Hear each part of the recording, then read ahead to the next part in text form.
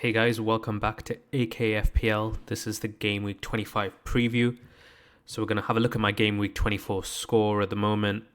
I played my bench boost in Game Week 24 and I actually got 155 points, which was a great score. Got a Game Week rank of about 50k, so really pleased with that. I mentioned in the last video as well that I was debating between either playing my bench boost this week or maybe saving it for Game Week 26 after I played my wildcard. But I went with the bench boost this week because I thought I could get a pretty good bench out. And also it means I could save my triple captainship for Game Week 26. So I've got the likes of either Kane, or I can captain De Bruyne or another Man City player. So I'll leave my options open. So it actually worked out pretty well. I got about 20 points off my bench. So Martinez got 12, Kufal with a clean sheet, and Son there. So that gave me about 20 points off the bench. Bit of a shame that Antonio couldn't play, but I think when you're playing your bench boost, you want to get at least 20 points minimum for it to be sort of a successful bench boost. If you can get the likes of 30 points, then that's excellent. But 20 points, I'm pretty happy with that. And the best thing about it is that now I can play my wild card next week and I don't really have to think about the bench boost anymore. Because before I found it to be a bit of a hindrance actually to accommodate for it. It meant having to spread your funds across your whole squad and having to carry that, those players which, like your second goalkeeper, your fifth defender, etc. You have to carry those players who carry value for the rest of the season. So happy to get out of the way and happy for it to be somewhat of a success, I'd say. I made 2 free transfers in Game Week 24. I bought in Pope for Button, who wasn't having a game, and I bought in Cavani for Keenan Davis, who again doesn't really play. So the thinking behind that was I was going to go with Richarlison, and I said that one of my transfers would definitely be to bring Richarlison in. But I just thought Everton without Calvert-Lewin aren't really the same kind of threat. And I thought Richarlison's against Man City for one of his games, so that's a bit of a write-off. But what was ironic is that Richarlison actually scored against Man City, but then he blanked against Fulham. So it didn't really work out that well. I should have just gone for Richarlison because he had 2 games. And he actually outscored Cavani as well. But my team did really well overall, so not going to complain too much. I left my captaincy on Gundogan, which was absolutely amazing. He got 19 points, even though he only played 1 game. Which is a bit of a shame because I'm pretty sure if he played in the second game as well, he would have maybe even got 30 points overall, and that would have been amazing. But can't complain, 19 points, doubled to 38.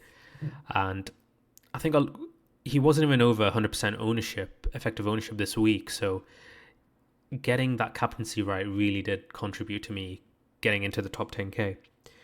Other players that really contributed this week was Martinez, 12 points. Martinez just had 1 game, he gets 12 points, and he still outscores Nick Pope.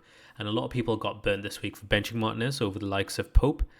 There wasn't too much in it in the end, only 2-point difference, but just goes to show how good of a keeper Martinez is and how good the Villa defense is. And I'll come on to that more when I go through my wildcard draft as well.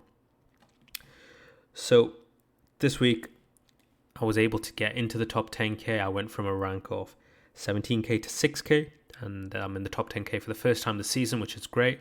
That was my target for the start of the season, so to get there in Game Week 24 is really, really good. But it also means there's a lot of pressure as well to maintain and consolidate my position while I'm here. And that was my Game Week 24 team, so now we're just going to look at Game Week 25. And I've currently got my wildcard active at the moment because I bought in all those bench players for the last game week to play my bench boost. Now I can just get rid of them, which is great. So I can go back to having a non-playing second goalkeeper. I've actually gone for Forster because, there were some rumours going around that McCarthy was going to lose his place at Southampton and Forster could get a run in. I'm not really expecting that to happen, but I've bought in Forster anyway because Southampton do have a few double game weeks coming up. So this is my current draft at the moment. I've gone for triple leads for their double. So I've got Dallas, Rafinha and Bamford. And the good thing about getting the Leeds players in now is that they also play in a blank game week in 29 as well.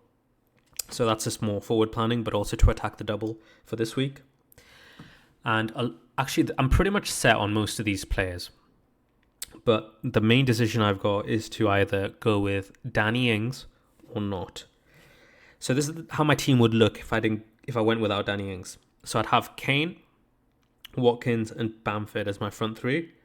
And then next week, if I went with this current draft, I've got 2.6 million in the bank. And that's enough for me to do Rafinha out for Maddison. And I can do that with my free transfer for game week 26. So that's really good. So that's probably what my plan is going to be at the moment, providing the current fixtures, which are predicted to happen, go ahead. So if I wanted to get Ings in, it would probably have to be for either Kane or Watkins. So if I did it for Watkins, I can do that in my wildcard. I've got 0.6 in the back. So I could get Ings in for this week and still have Kane, and I could play Ings in this double game week. The only thing about that is I won't be able to do the Rafinha to Maddison move. I just wouldn't have enough money. So it's kind of deciding if Ings is worth it. So he's good for double game week 25 and potentially game week 26 and 27, where Southampton could potentially have two double game weeks after that.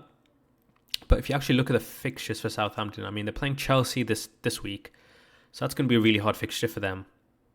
Game week 26, they could have a double in that, but again, they're playing the likes of Everton, and a game week 27 where they could have a double. It's predicted they're going to be playing Man City. So, half those fixtures aren't actually very easy fixtures for Southampton. So I'm just thinking if Ings is actually worth getting in. Obviously, he's a very good striker. He's very potent in front of goal, so he doesn't need many chances to get on the score sheet. But I'm just thinking it would be at the expense of someone like Watkins, who I could get in, and I could have him play in game week 29 as well when they've got a blank. So, and by getting Watkins, I've got the extra money to upgrade Rafinha to Maddison. So that's currently where I am with the Ings dilemma. I'm still not decided on which course I'm going to go for at the moment, but I'm probably leaning towards going without. I just don't think Southampton are on great form at the moment, and I don't think their double game weeks are excellent fixtures. But I can see the appeal, though. I mean, if you've got the option of going for someone like Ings, it's hard to pass by. But I think the way I'm currently set up, I'm probably better off going without Ings and just using the money to upgrade my midfield. And my third potential draft would be one with Kevin De Bruyne in. So this is my team at the moment. If I had to get Kevin De Bruyne in, and the person that would go out for De Bruyne would be Son. So I'd get De Bruyne in. I could keep Kane, so I've still got my Spurs coverage, but I would have to lose one of my Man City defenders. And in this case, it would be Stones, and I would get Diaz. So the other defender I would get is probably going to be Vestergaard, because Southampton do have some doubles coming up, so that could be a good transfer to make, but I just can't see them getting much clean sheets. So if I got someone like Vestergaard, it would be purely for the attacking intent. So the other thing is Kevin De Bruyne. I mean, he's only 10% owned, so it's a massive differential going into all these double game weeks that City are going to have coming up. He's a good captaincy shout, so that's another plus. The only negative I'd say with this is you're putting a lot of money now into the Man City team. And we've seen with Guardiola's team how he likes to rotate his team every week. And he even said that in the recent press conference he did. He said, with the games that City have got coming up, everyone's going to play. So I can imagine like half these players are going to get rotated in that Man City squad. And they don't really need De Bruyne, as they found out in the last 5 or 6 games. They're still winning games. So it's not like they need to play him every week. So they'll probably save him for the Champions League games and for the harder league games as well. So, this is probably a good option if you're really chasing down the rank, trying to climb up the, your league tables. I probably would attack the fixtures in this way. But I think for me, I'm more likely to just want to consolidate my rank at the moment. So I'm going with the safer strategy, which I think is still to keep a double Man City defence, keep Gundogan there for the attacking returns, and then just keep Son, because I think when Kane is fit, Spurs are just a different team entirely. And I think having Kane and Son together is a really good force as well. So I'm likely to go with this draft. It's set up well for the blank game week, and it's set up well for game week 26 as well, where if I do Rafinha to Maddison, I should have 11 double game week players playing. I've also got triple leads for the blank game week 29, and I've got 2 Spurs as well, also for game week 29 where they play as well. So I'm quite well set up for this week, the game week after, and on Gaming 29. So I quite like the setup at the moment. I've got players like Ben White and the Epics Bruyne. Again, they play in Game week 29, so it just saves me having to bring in an extra player further down the line. And going back to what I said earlier, I really like the Villa defence, and I think Matt Target is a really, really good budget option to have in the back line, because I think pretty much everyone's soon going to have Martinez. I mean, he's already 35% owned. So I think to differentiate myself further, I'm just going to get Matt Target in and then double myself on the Villa defence, because I think their fixtures as well are good, and they're likely to have a few more double game weeks on the horizon. So that's my plan for the moment. And I'm just waiting for the fixtures to be announced, really, because unless there's some massively different schedule that's going to be announced, completely contrary to what we're predicting, there shouldn't be too many changes to this team. The only thing I'm going to be deciding, probably up to the deadline, is to decide if I want to get Danny Ings or not. So my captaincy for this week is going to be on Bamford. He's going to be highly owned, and I think he's playing a double game week, so it's a no-brainer, really. The other candidate I would consider, especially if you're looking to gain rank, but it comes at the expense of going down the ranks as well, it's a high-risk, high-reward kind of option, is Rafinha. Now, he's actually been returning really well over the last few weeks. He's got a few double game week hauls in him.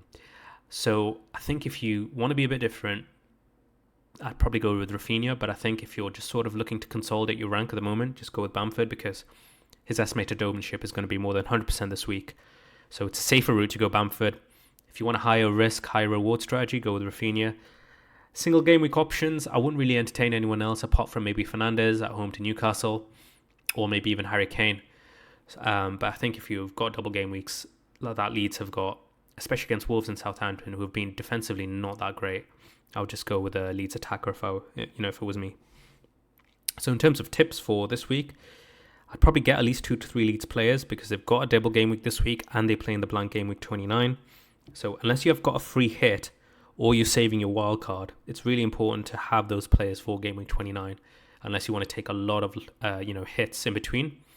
So forward planning is always the best way. And also consider making room for players like Harry Kane, because, as we've seen when both Kane and Son are on the same team, they're a really good attacking force. And Kane at the moment is so lowly owned compared to what he normally is. He's only about 22 or 23% owned. So now could be a really good time to get him in. And I think other teams to target at the moment are Leicester. They've got 2 really good fixtures after the double game week in 26. And they've got a double game week as well. So I think if you can get the likes of either Maddison or Harvey Barnes or even Vardy, if you've got room for him, really good options going forward. I'm personally targeting Maddison. I think he's cheaper than Vardy, but he's still got some good holes in him. And he just fits into my team quite well in this setup. So that's probably what I'm going to be doing for this week. Captaining Bamford, deciding if I want to get Ings in or just stick with Harry Kane. And then hopefully going into the double game week with level 11 players, or with a double game week and maybe using my triple captaincy in game week 26. So that's my plan. Those are my tips for this week. If you've got any questions, just let me know in the comments if you need any help with your team as well. Good luck to all of you. Like and subscribe if you're new, and I'll see you all in the next game week.